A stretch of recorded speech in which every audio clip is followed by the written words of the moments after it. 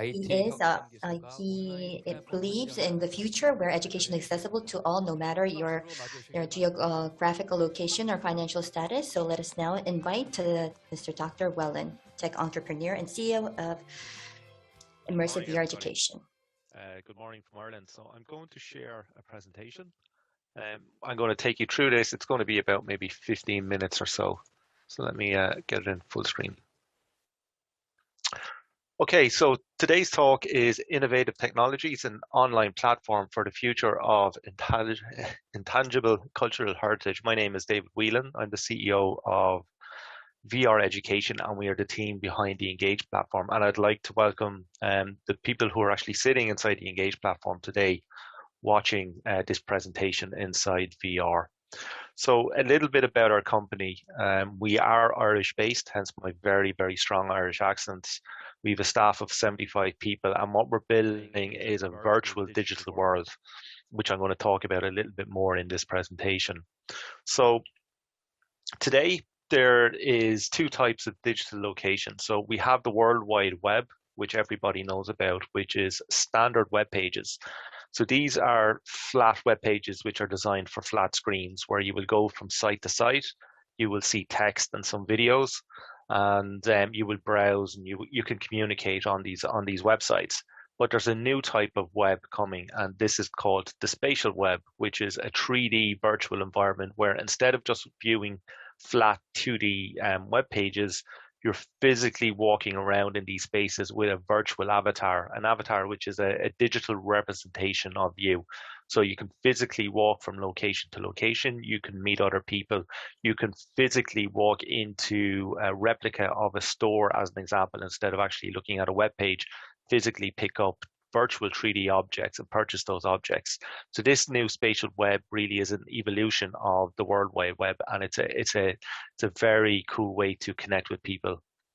And the way that these virtual spatial webs, or these meta worlds as we like to call them, are going to be connected, they're going to be connected via portals. So instead of just web links, you can physically walk through a door to another virtual location and you can explore that location. And this is an image of a very, very famous movie from back in the 90s called Stargate, where this person would walk through a portal or a Stargate and they would appear in a completely new digital world. And this is exactly the type of thing that we're building here with the Engage platform.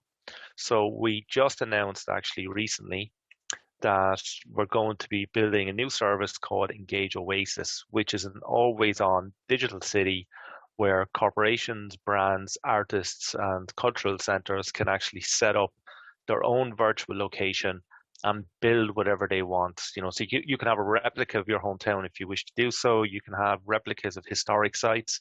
And the people who control and build this meta world, they have full control. So you can create safe environments for people visiting your location and dress codes if you want, or you can have it free and open. So I'm going to play a short presentation video about the Engage Oasis.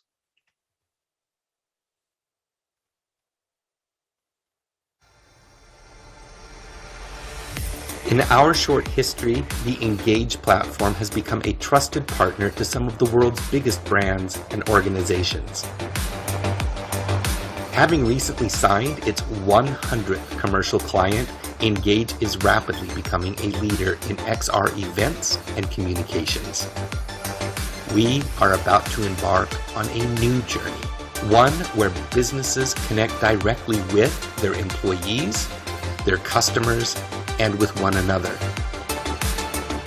A journey where the impossible is made possible.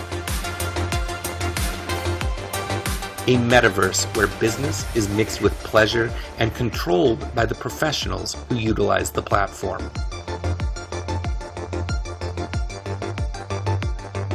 Welcome to the evolution of Engage. Welcome to Engage Oasis. Explore vast, persistent locations branded for your organization. Or communicate in more personal spaces. Host developer conferences or provide unique product launches. Build your own personal space and invite work colleagues and friends over.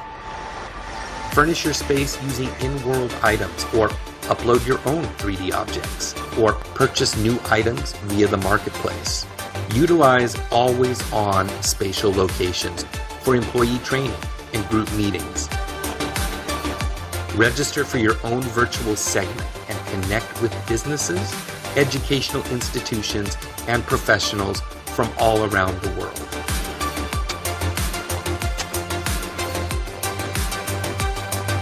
Secure NFT support for unique digital assets and locations, providing a robust ecosystem for creatives to work directly with corporations. All the collaboration tools you would expect. Import and build with your own 3D models, or use the built-in editor to build something truly special.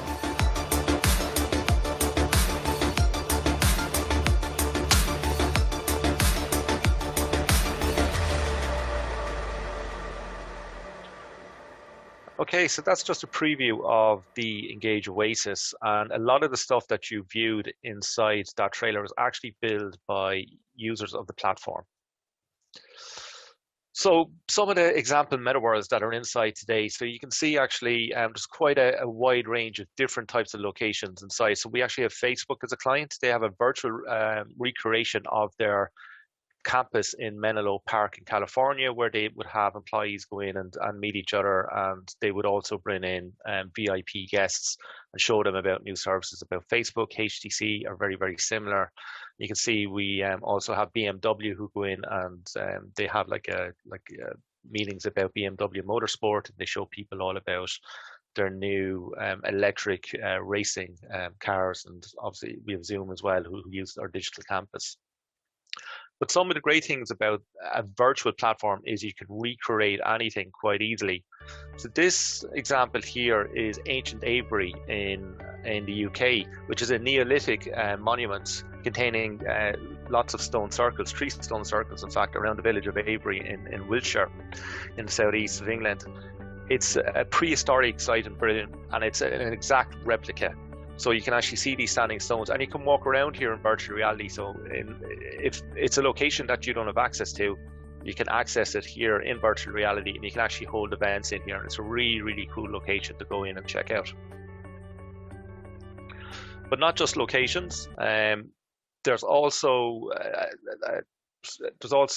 photogrammetry, where we have people who go to these historic sites, and they will photograph these historic sites from hundreds and hundreds of locations, and then it's recreated digitally, and then you can also visit that in virtual reality. So you can see here on the top, this is just a scan of a temple. I think it's in India. And then if you look at the bottom here, this statue, each one of those squares, that's the position of the camera when it took a photograph. So you're taking photographs from all around the object and from every conceivable angle. And then all of those photographs are actually uploaded into your computer, and it recreates that in a 3D model, which then you can bring into virtual reality and manipulate and walk around. And this is the way that a lot of monuments are actually being saved. So you see with a lot of terrorism acts, especially in the last 10 years where these monuments have been blown up, there's a real big push now for photogrammetry experts to go to these locations and actually photograph them before they go missing. A very famous building that actually went missing very recently is Notre Dame. It burned to the ground a few years ago, and thankfully before it was burned, there was a laser scan made of it, and also some 360 videos. So what I'm going to show you here actually is a tour of us inside Engage visiting Notre Dame after it was burned down, unfortunately, using 360 video, which is a special type of camera. Oh wow! This is us on a magic sofa flying around. So cool. Oh, before the fire. So this video was recorded using a drone and a 360 camera. Wow. Looks amazing.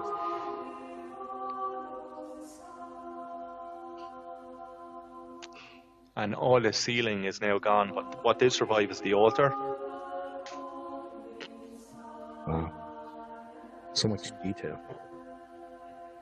So clean. Yeah. Yeah, so this is the altar, remains standing.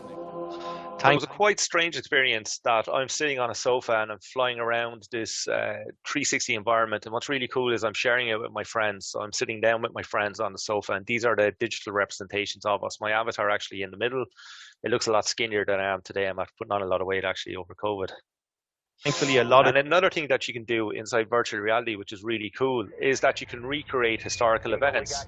So this is me walking through the Apollo lunar module, which is Eagle, and I'm in virtual reality. So you can see me in the top corner there, and I'm walking around inside this environment, and it feels like I'm really there.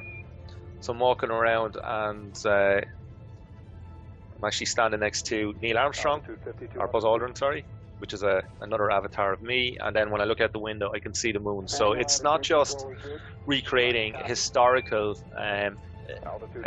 locations, it's also recreating historical events and giving people a sense of being really there.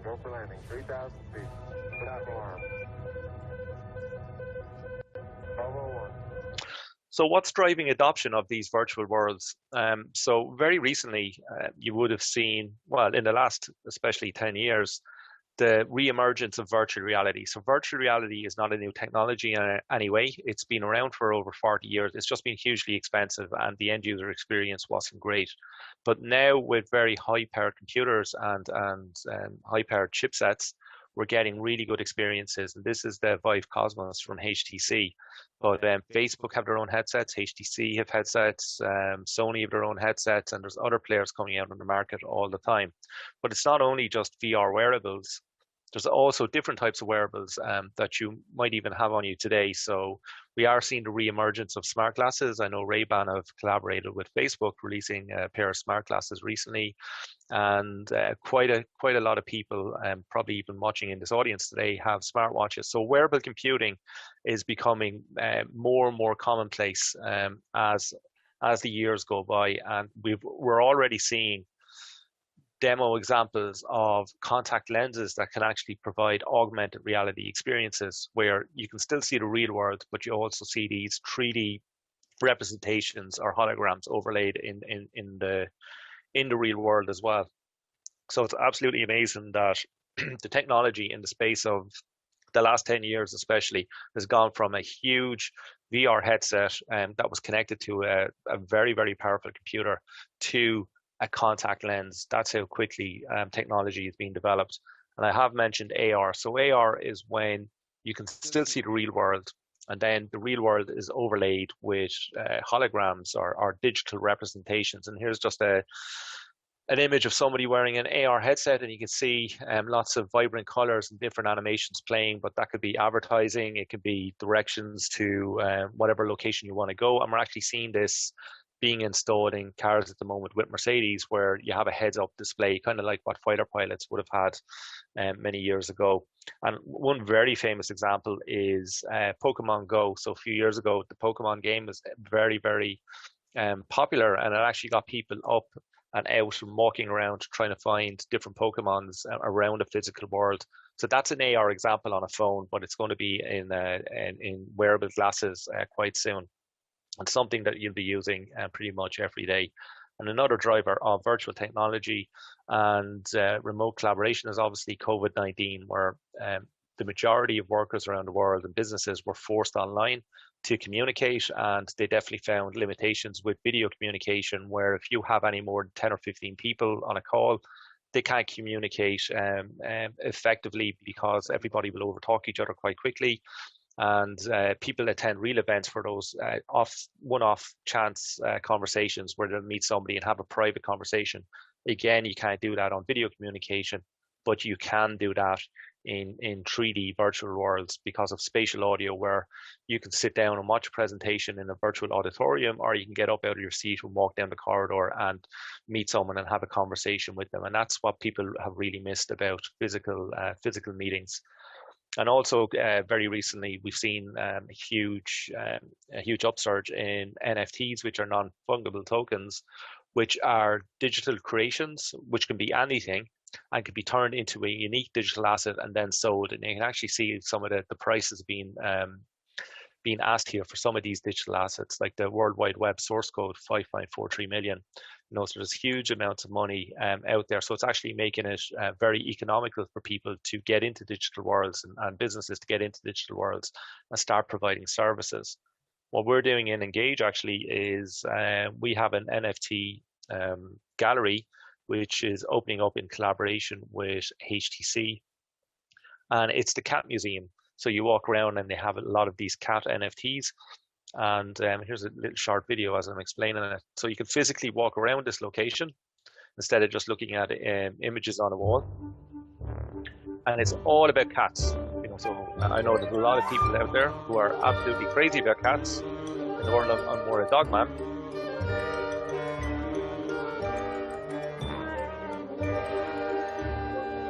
And there's portals. So you walk through a portal and you're in a different location.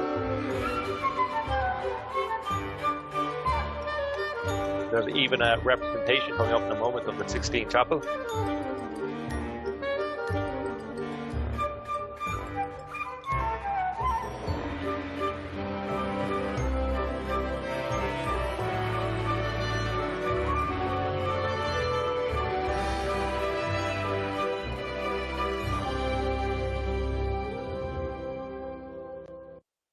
So that's just an example of some of the things happening inside Engage. But really what makes Engage and virtual worlds very important from a cultural point of view is the meetings and connections that you can make inside these virtual worlds. So these are just some images of some events that happen inside Engage.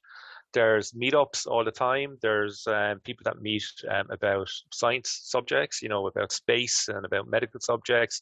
There's also religious ceremonies that happen inside Engage. There's general meetups as well. There's even dating, virtual dating that happens as well. So it's the communities that that are growing inside these virtual worlds are making their own cultures, making their own new cultures, which is really exciting, and it's great to be part of such a wide and varied community.